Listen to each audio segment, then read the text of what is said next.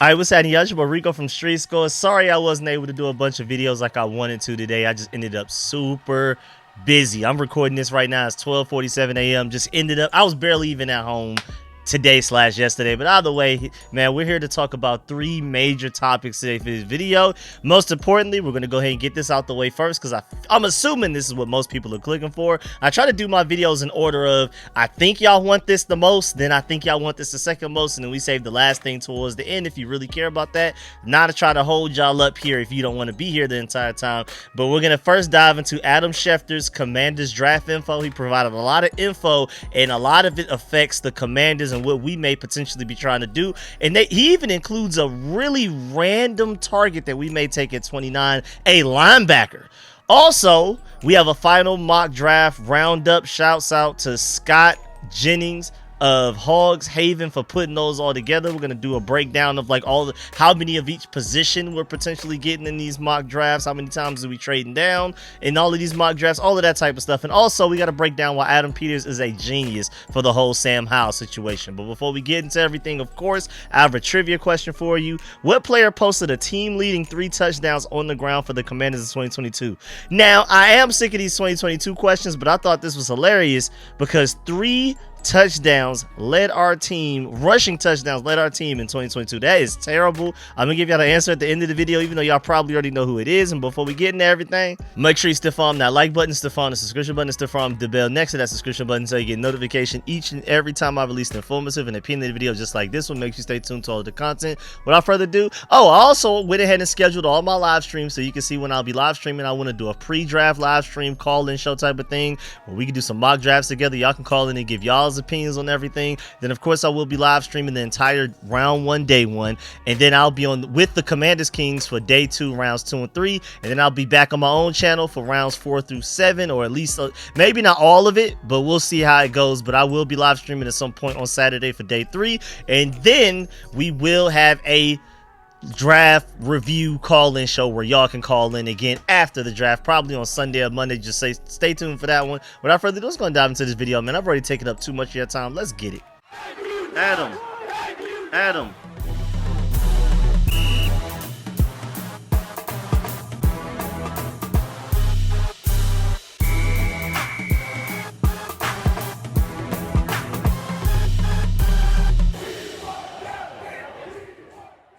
Alright, so starting with Adam Schefter. He wrote an article for ESPN, 2025 NFL Draft Notes and Intel, what Adam Schefter is hearing, even though the article is technically written by Peter Schrager. But either way, we're only going to talk about the things that affect the Commanders. We're not here to break down the entire article. First of all, it seems like teams will take fit over rankings because the talent isn't very much so different from one another. What they mean by that, in a section of the article titled Questions Loom Over This Draft Class, they say, it's easy enough to figure out the top picks in this draft. Miami quarterback Cam Ward is expected to go to Tennessee with the top pick, while Colorado standout Travis Hunter and Penn State edge rusher Abdul Carter are expected to be gone before New England even picks at number 4. But that's where it gets murky, and this year might be murkier than any other in recent memory. Multiple teams have said that the player who will be drafted at number 10 is the same quality as the player that will be drafted at 32. It will be about team's preference, but in the opinion of multiple personnel people, there is not a tremendous amount of difference basically in talent. So that's something to really note. Again, I've been hearing a lot of people say the guy that you can get at 15 is no different than the guy that you can get at 50.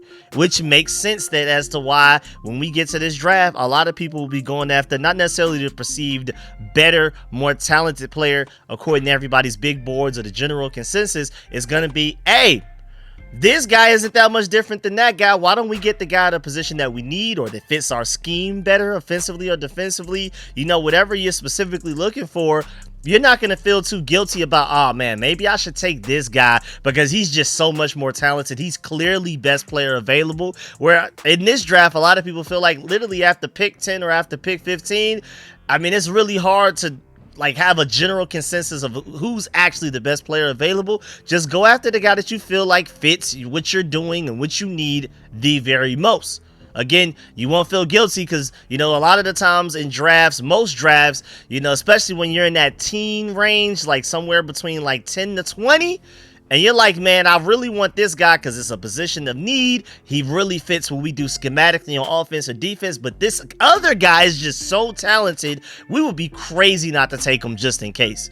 A lot of people feel like that there's just no such player that will be available in that range this draft. So that's pretty interesting.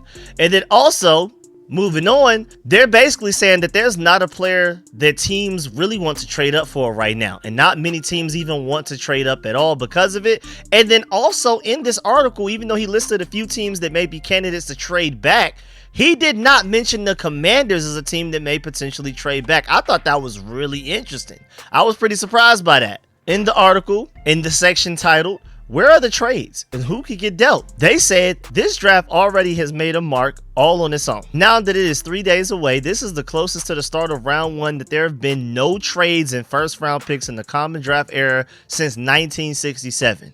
Usually at least one team has traded away one of their first round picks. This is going to be the first time since 1967 that if no first round draft picks are traded, that there will be an entire draft of everybody selecting with their own first round picks, which should kind of show you the lack of talent that is perceived to be in this draft class. I mean, who knows? We can maybe look back 3-4 years from now. Maybe this draft class was way more talented than what we thought. But going into this draft, a week away from the draft, this is perceived to be one of the least talented drafts we've seen in a long time. Continuing with the article, one of the biggest reasons for the lack of movement is what evaluators perceive to be the lack of blue chip quarterbacks. For most teams, there isn't a quarterback outside of Cam Ward of Miami worth trading up for. The Browns inquired about the possibility of trading up from number 2, and the Giants at number 3 were even more persistent in their efforts to try to trade up for the top pick with Tennessee. The Titans have resisted those overturns and are expected to hold on to their pick and end up taking Cam Ward.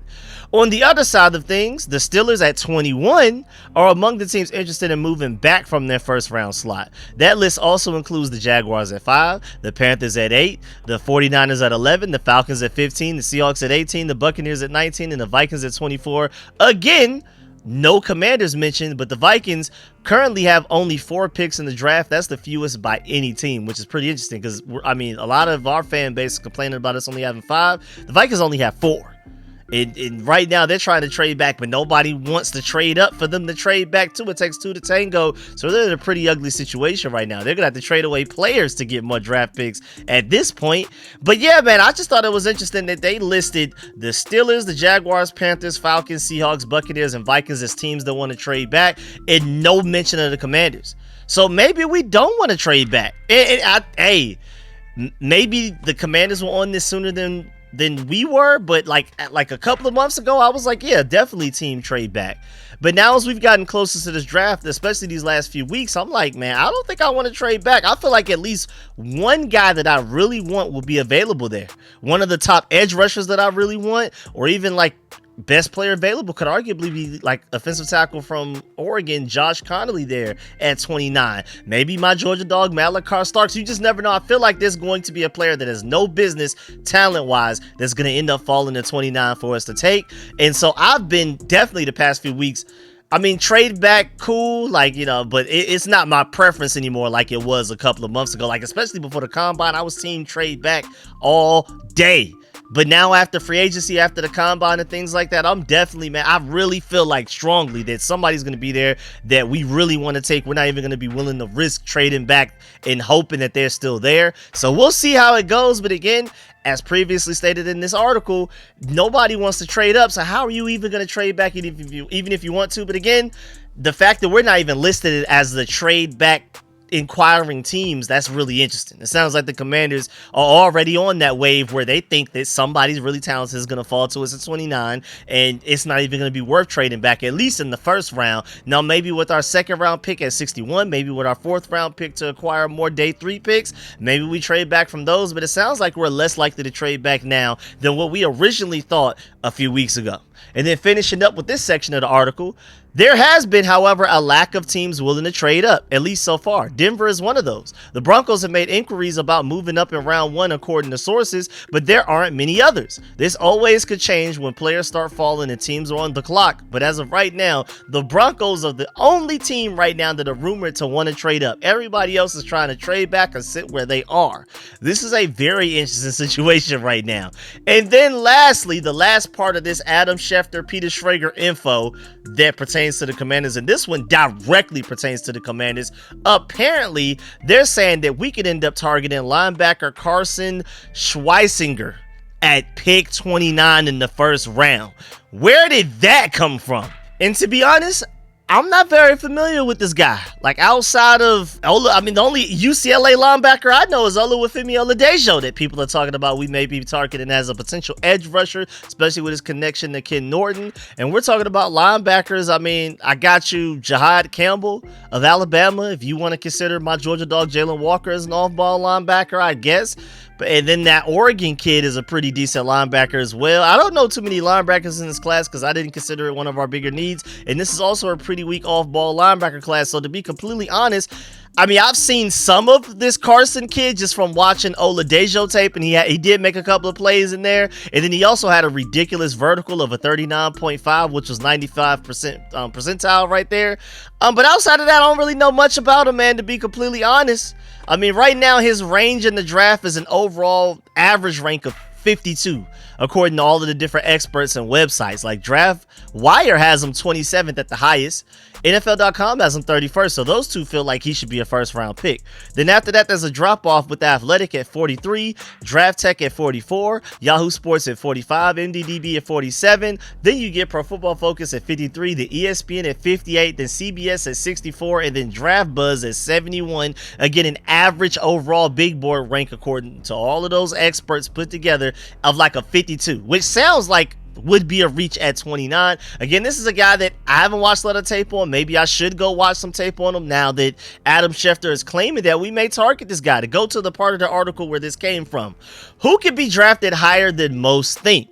They said each year there are players who go higher than prognosticators predict. Here are 4 who evaluators are expecting to go higher than projected. You have Missouri offensive tackle Arman Mimu. Now looks like a top 10 lock, with the Raiders at number 6 and the Jets at number 7 being possible destinations. I'm not surprised there. Arman is arguably the most talented tackle in this draft class. You could also argue Josh Simmons. If you took away the injury, he's more than likely a top 10 pick as well. But Arman Mimu doesn't have that injury concern, and the tape is spectacular. It's insane that, you know, people finally started to discover him towards the end of this draft process. I never really understood why he was ranked so far behind in the first place, but now people are starting to catch up. Then you have a pair of Texas players, offensive tackle Kelvin Banks Jr. and cornerback Jade Baron, have generated less talk than some of the other prospects at their positions, but both are in position to go higher than people realize, with Banks being in play for Miami at 13 and Baron being linked to the Jets at number 7.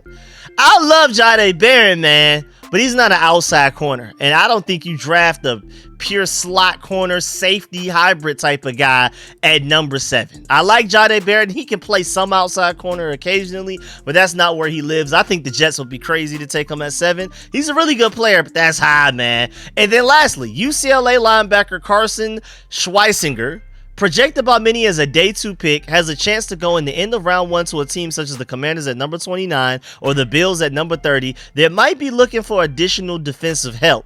And man, I ain't gonna lie, man, there's just no way. I mean, this guy could be good. Again, I haven't watched a lot of tape on him to give like enough of an informed opinion on as to why we should or should not take him at 29. But I just refuse to believe with the severe need we have at pass rusher, the severe need we have for a home run hitting running back, or even just a corner or even a safety, way more than I feel like we have a need for linebacker right now.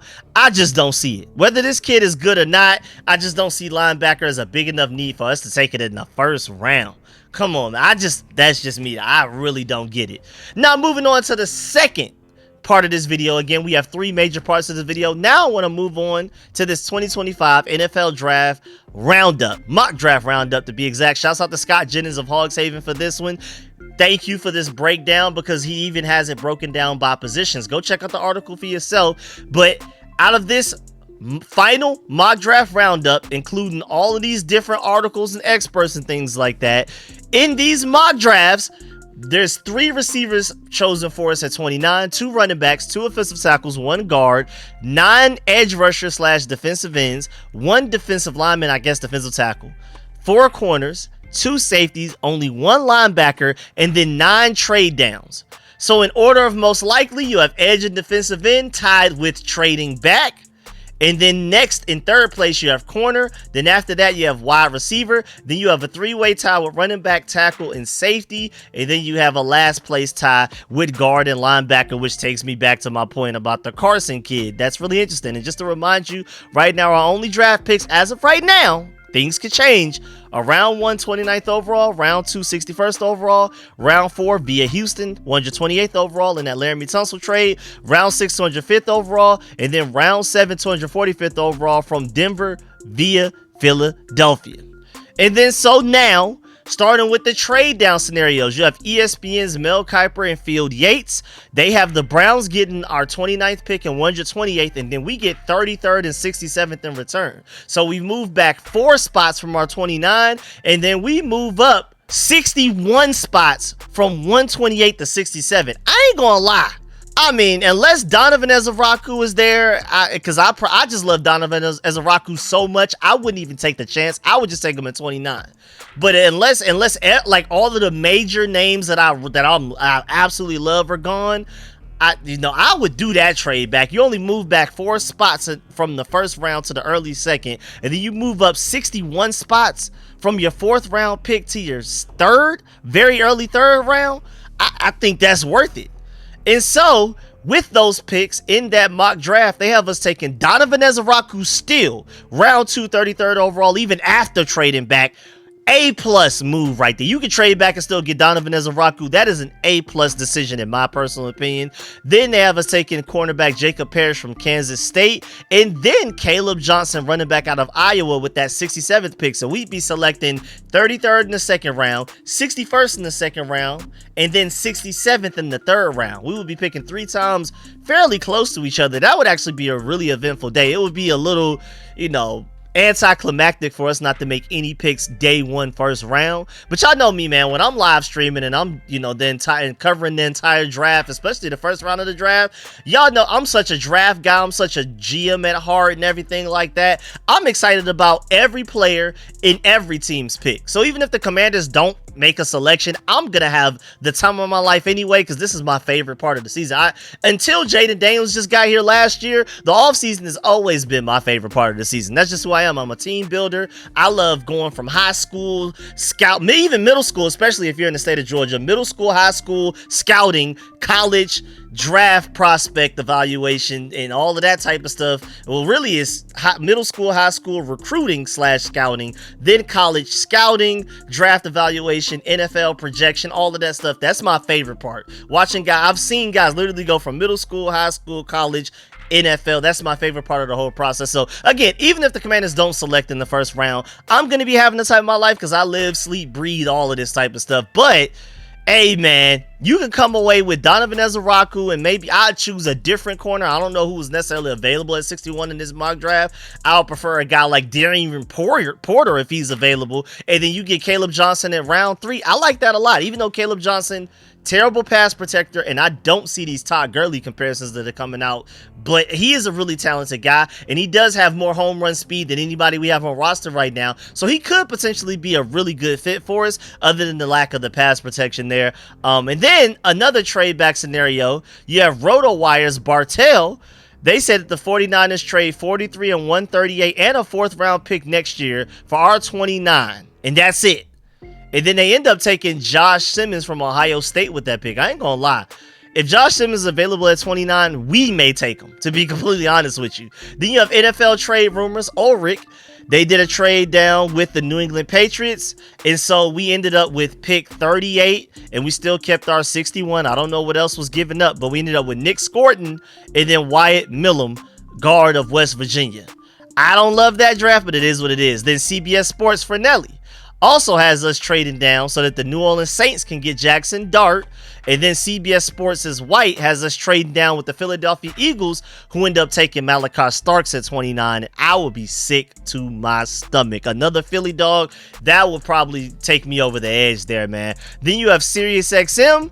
They have us trading back from 29 to 34 and then taking Maxwell Harrison, the cornerback out of Kentucky, with our very first pick of the draft. And then Ozzie Trapillo, the offensive tackle from Boston College, at 61 overall. And I'm not exactly sure what we ended up doing to get those picks. Oh, we trade 29 to the Giants, and in return we get 34 and 99.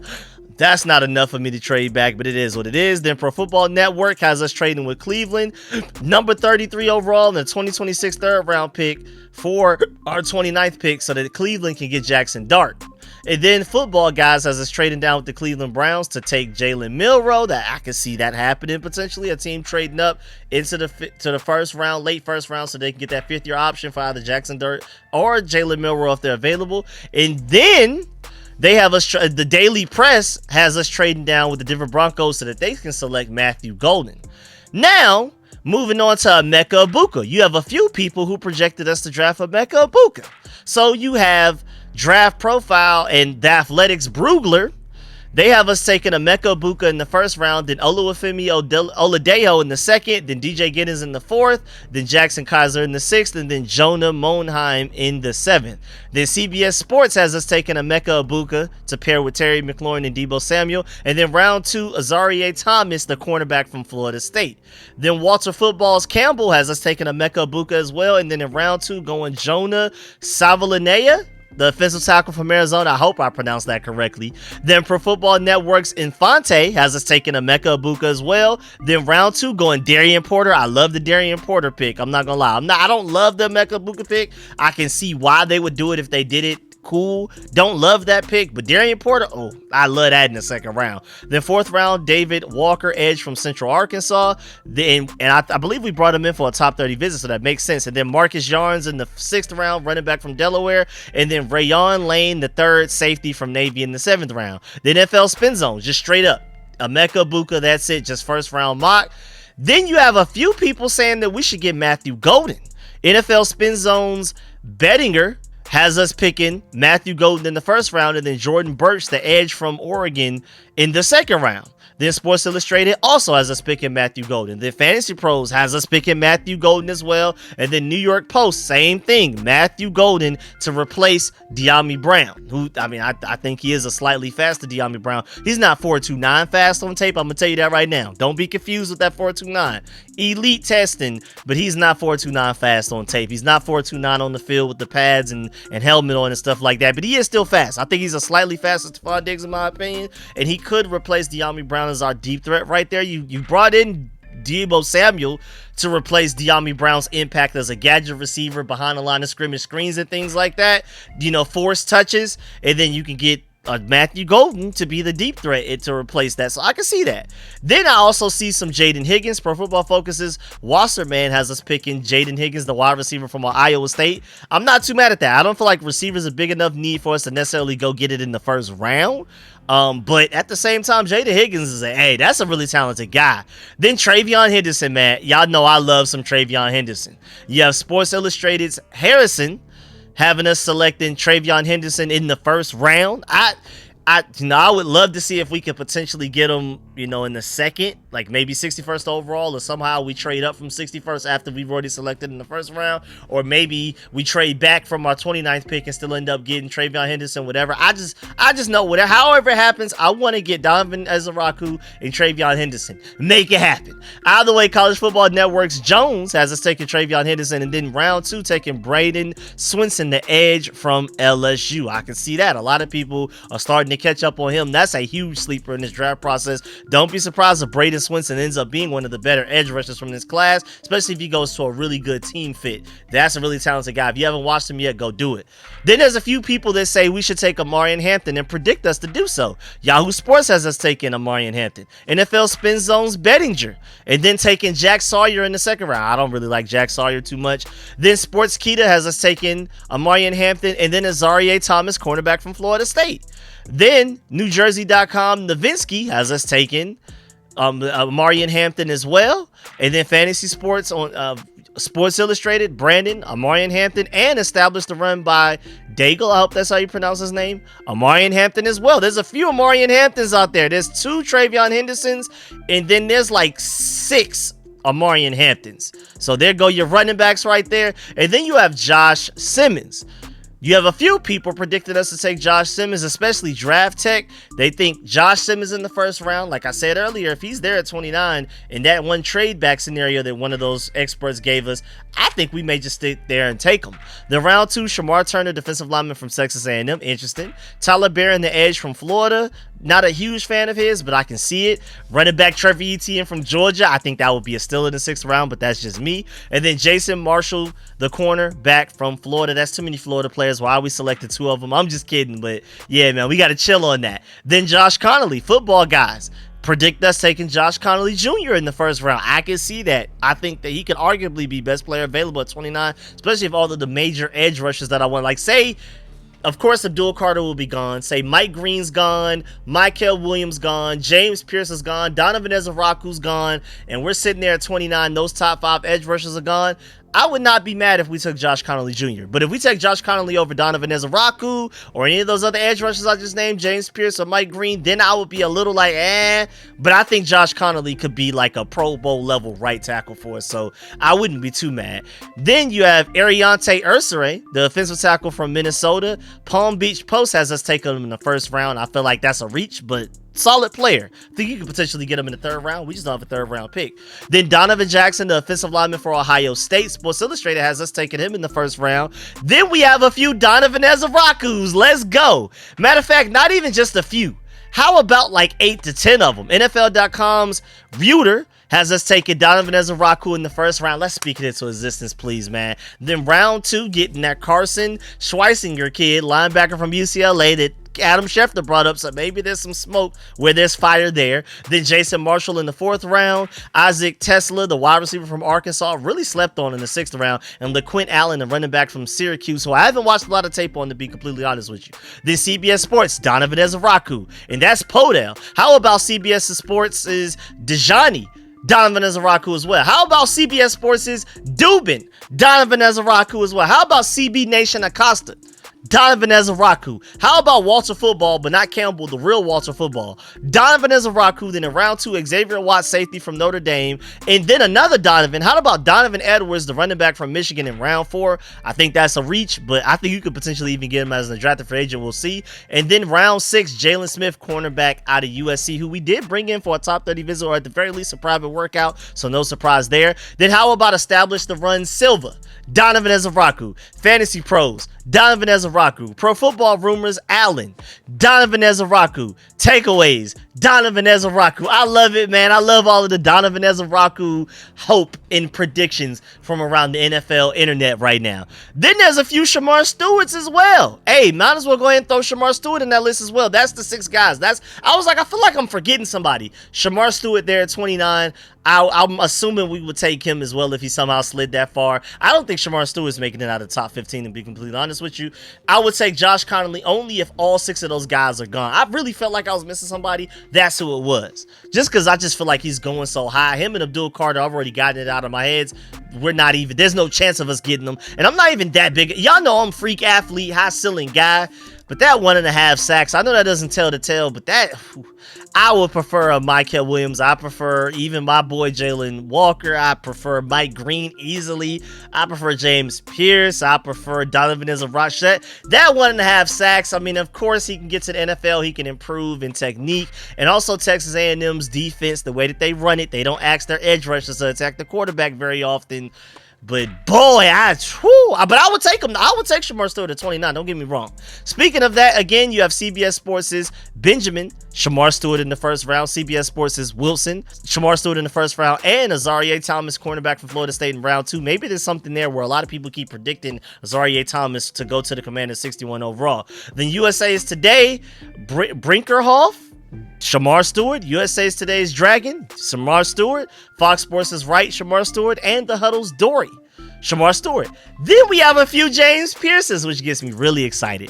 Matter of fact, a lot of them. This may actually be the player that's been mocked to us the most right now. You have NFL.com's Adam Rank, James Pierce. And just to let you know, most of these like ones I'm giving you come with big like explanations, paragraphs, even essays sometimes breaking down why that player will be available for us and why we should take them, why they'll be a great fit for our team, just to let you know. But we'd be here forever if I've read all of these paragraphs for every single pick I've given you so far, every single article, every single author, all of that type of stuff, expert. So again, Adam Rank from NFL.com, who hates us because he's a Chicago Bears fan and he's been hating on us even before we did that to the Chicago Bears and completely ruined their season.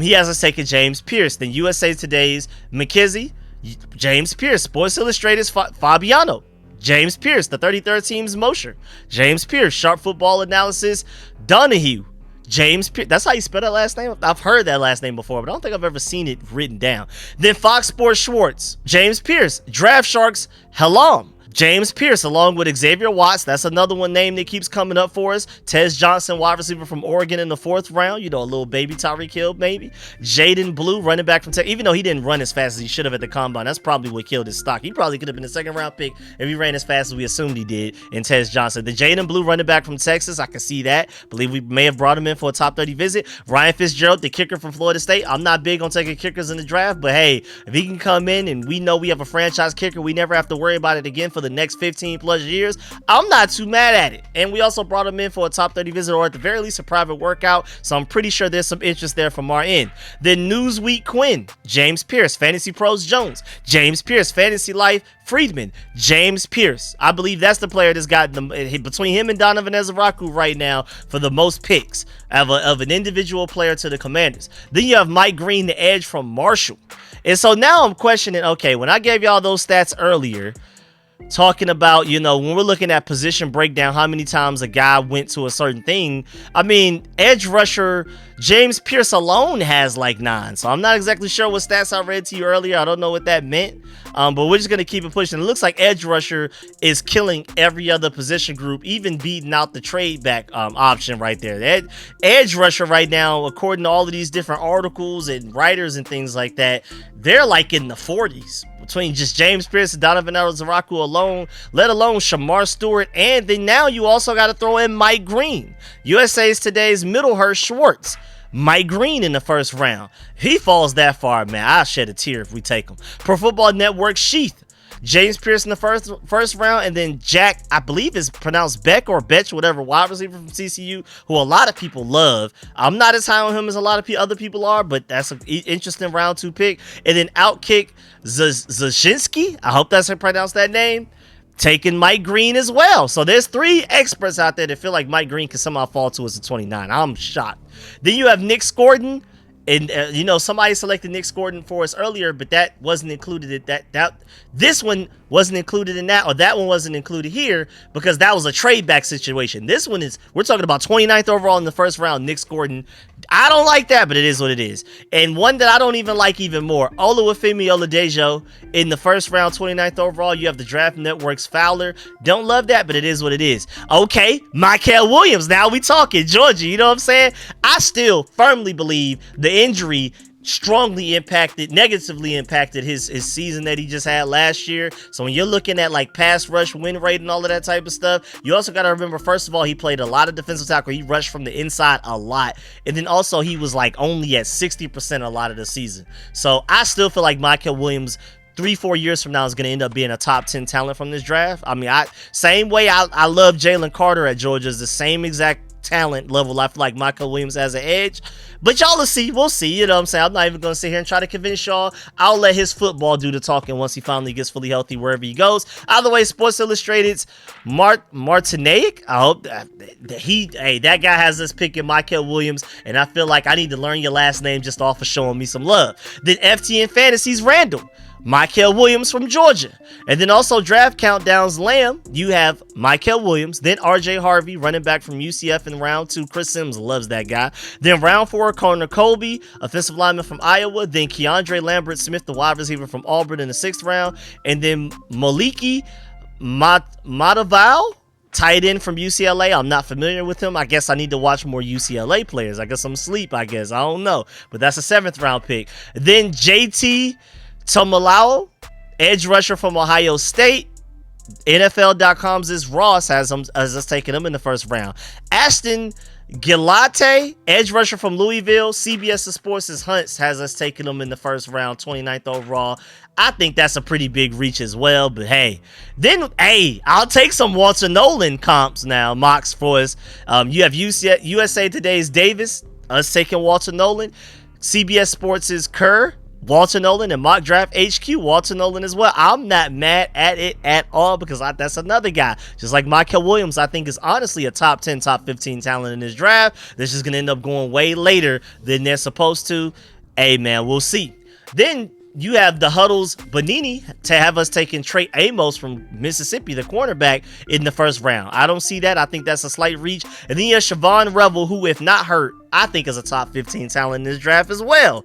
You have NFL.com's Felice to have us taking Siobhan Revel 29th overall. Then USA Today as well. The Osley guy from USA Today has us taking Siobhan Revel in the 1st round. Then Pro Football Focus Plocher, however you pronounce that, has us taking Maxwell Harrison, cornerback from Kentucky, in the 1st round. Sports Illustrated's Landis has us taking Jade Baron from Texas in the 1st round. Then Nick Emawari has a few people. NFL.com's Band, the 33rd team's Foster, Chicago Tribune's Biggs, and Underdog Network's Winks all have us taking Nick Emawari 29th overall. But hey, if we're talking safeties, how about another Georgia Bulldog? The 33rd team's Krabs has us taking Malachi Starks, then Caleb Johnson in round 2, then Jack Sawyer in round 4, then Chimere Dike, wide receiver from Florida, in round 6, and then Miles Hinton, the offensive tackle from Michigan, in the 7th. Then Pro Football Network's Delane has us taking Malachi Starks in the 1st round, and then Travion Henderson in the 2nd.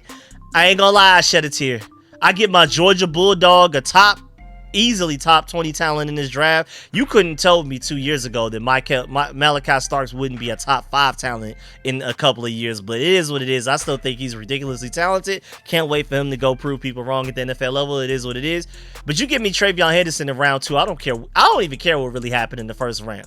I still feel like that's a A+ draft. Then you also have Bleacher Nation's Rooney has us taking Malachi Starks as well. Then Jahad Campbell. You have Pro Football Network mocking us to take Jahad Campbell in the 1st round. And then Ohio State running back, not Travion Henderson this time, but Quinton Junkins in round 2. That's pretty interesting. I prefer Travion Henderson way more than the Quinton Junkins, but I wouldn't be too mad at that. I would just like to address running back, man. Just please give me that. And then also at the end of the article, you can vote which position you feel like the Commanders should pick in the 1st round, and then also which players the Commanders should draft in the 1st round as well. You know, matter of fact, to vote, I'm gonna pick Edge. Obviously, that's my number one thing right there. Edge is 29% of the votes. And that's only second to trading down, which is 44%. And then after that is best player available, that has 14%. And then after that, it's like really low single digits. And then in which player they should draft, I'm just going to vote Donovan As A Rocku. Even though I do want to vote one of my Georgia guys, but I'm just curious. So I voted Donovan As A Rocku. I believe he's the highest percentage at 22%. Yep, he showed. Nope, trade down at 26%. Then it's Donovan As A Rocku is the highest percentage player out of any other players, literally only beat out by trade down. And then after him, I guess it's Amarian Hampton at 8% and Travion Henderson at 6%. And then everybody else is lower than that. James Pierce at 5%. And then everybody else is like a 2% or a 1% or even a 0%. Like guys like Michael Williams and with 1 vote, Walter Nolan with no votes. So that's interesting. Either way, I'm happy that a lot of us really want Donovan As A Rocku. I hope a lot of our wishes are answered on draft day. Like I said, for me, Donovan As A Rocku round 1 and then Travion Henderson round 2. Insane best case scenario for me. Now moving on to the last part of this video, I did want to point out the fact that the Seahawks are open to trading quarterback Sam Howell and even received inquiries from teams. But the reason we're here is because, I mean, if you look on the screen right now, granted he is a talented kid, but 0 touchdowns and 1 interception with a 3.3 QBR, man. And I still feel like he has talent, But the fact that Adam Peters was able to get a 3rd round pick for that is insane. Shouts out to Grant Paulson for saying that Adam Peters got immense value for Sam Howell. Sold high, one of his sharper decisions to this point. I would agree, man. Getting a 3rd round pick for Sam Howell is absolutely insane. Just like getting a 3rd round pick for, what's his name? The Jahan Dotson. Like, I don't know how Adam Peters is doing it, but I really appreciate the fact that he's doing it. I mean, getting a top 3, at worst top 5 left tackle, and you didn't have to give up any 1st round picks in this year's draft nor the next, insane. You still have your 1st and 2nd round draft picks in this upcoming draft. Insane stuff there. But back to Sam Howell. Shouts out to Jeremy Fowler because he reported on the fact that the Seahawks are open to trading Sam Howell and have had inquiries from teams interested in acquiring their backup quarterback. Sources have told ESPN. The interest comes on the heels of the Seahawks adding Drew Lock last week and re-signing Geno Smith's former backup to potentially fill the same role behind new starter Sam Darnold. Jaren Hall is their 4th quarterback, giving Seattle a potential surplus at the position, and Seattle acquired Howell in a trade last March, with the Washington Commanders giving up 3rd and 5th round selections for Howell and picks in the 4th and 6th rounds. Seahawks beat out 3 other teams who were also negotiating with Washington, a source told ESPN at the time. But the point is, Sam Howell's not going for a 3rd round pick worth the value right now. So Adam Peters traded him away for the most you could possibly get for Sam Howell ever. Remember, Rivera drafted him in the 5th round. Somehow Adam Peters was able to trade him for a 3rd. And there's no way anybody is going to give the Seattle Seahawks a 3rd in return to get Sam Howell off of their hands. So again, shouts out to Rigo's Rag, Dean Jones, for wording it beautifully. The fact that Peters got a 3rd round pick for Howell was a masterful heist. It extracted maximum value for a young player who wasn't going to be a part of the new regime's plans anyway. They'd made up their mind that they would take a Daniels, although the Commanders didn't give anything away until the big night. I mean, just beautiful masterclass all around from Adam Peters, not allowing anything to leak out and being able to trade Sam Howell for a 3rd round pick at that time, man. I mean, great job jumping on the opportunity when it was there, because you're not going to be able to trade him for a 3rd round pick right now. There's just no way. But yeah, man, that's the end of this video. Please get in the comment section. Let me know if you about everything discussed in the video. Please still follow that like button, still follow the subscription button, still follow the bell next to that subscription button so you get notification each and every time I release an informative and opinionated video just like this one. And as promised, the answer to your trivia question, another 2022 question for some reason, is of course Antonio Gibson. But again, like I said before the intro, that's just ridiculous that our leading rusher in 2022 only had 3 rushing touchdowns. Our leading rushing touchdown got 3. Didn't Jade Daniels have more than that this year? Like, that's bad, bro. That 2022 was awful, man. I don't even know why this calendar loves 2022 so much. The next fun fact has 2022 in it already. I'm about to skip it. Either way, man, make sure y'all leave a like for this video before you leave. And of course, let me know how you feel about everything. Do you want more updates like this leading up to the draft with Adam Schefter and these, experts and insiders are hearing, through the grapevine? Again, like I keep saying, nobody knows what the Commanders are thinking. I'm not even sure if Cliff Kingsbury even knows fully what Adam Peters is thinking right now, or even Dan Quinn or any of these guys. But especially when it comes to Adam Schefter and guys like that, where they're kind of getting whispers from around the league and how things may affect the Commanders, let me know if you want more information or rumors like that, or any rumors pertaining to the Commanders in this upcoming draft. Also, let me know how you feel about this mock draft roundup. How do you feel about all of these predictions right here? Which ones do you align with the most? Which player do you want the Commanders to end up with at 29 the most? Or do you prefer to trade back?